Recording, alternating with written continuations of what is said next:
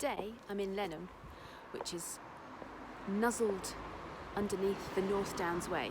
I've come for a nice cup of hot chocolate.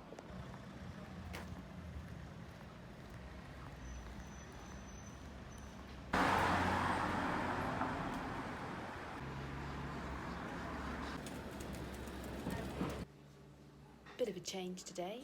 Instead of walking, we're having a cup of coffee, or actually hot chocolate, in the bow window in Lenham. Thank you. Today I want to talk about mailing lists and what's on them, and really how to use them. So if you buy a list, invariably you're going to get a massive list of managing directors. So you've got the managing director's name, but should you call him? They're not always the person to speak to. It's not always the managing director. Sometimes, well, there are a group of people who would inform the managing director, but he will take advice from other people. So it's not always the managing director.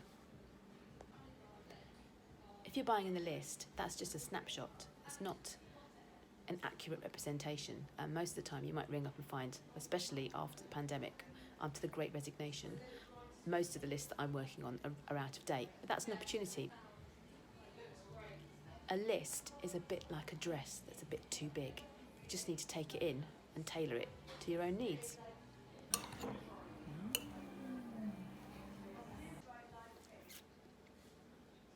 So if you've specified your target market and your target audience, your tribe will be in that list. You just have to dig a bit deeper and find the right contact. You just have to ferret about to find the right people. And also, there might be more than one person responsible.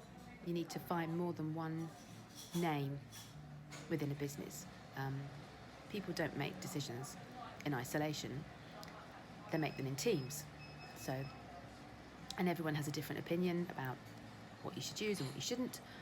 So it's good to have more than one name on the list, especially if somebody's out of the office. You can talk to someone else, you can get background information. It's a bit like joining the dots to the decision maker.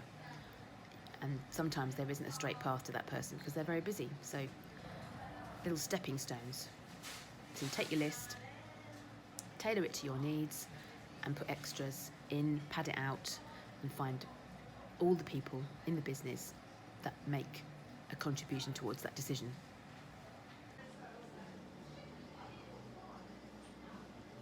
Oh, that's good.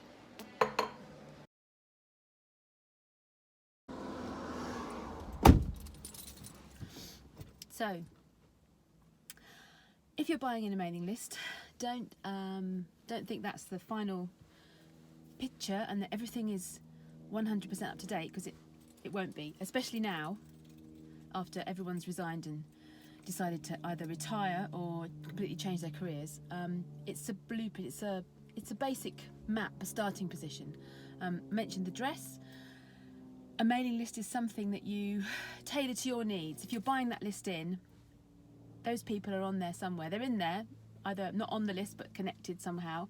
And just because the managing director's name is on there doesn't necessarily mean that you have to at all costs speak to the managing director. Most of the time they're very busy and they won't take your call.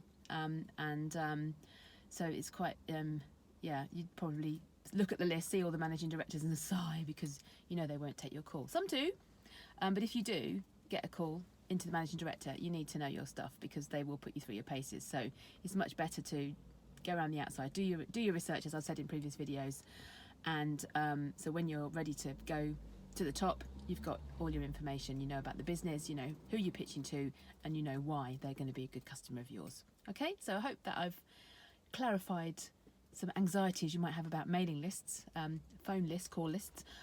If you've enjoyed and are enjoying these videos that I'm doing, please hit the subscribe button, which is somewhere here at the bottom, and follow my YouTube channel.